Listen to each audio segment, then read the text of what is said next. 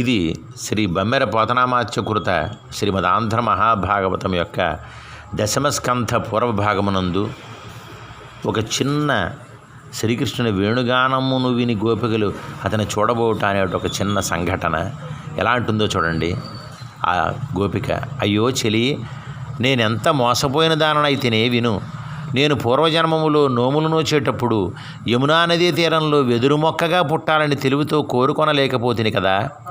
ఆ జన్మలో తెలిసేలా కోరుకొని ఉంటే ఇప్పుడు ఈ జన్మలో ఏ విధంగానైనా పిల్లన గురువునే మాధవుని అధరామృతం ఆస్వాదించగలిగి ఉందని మోసపోతుంది కదా.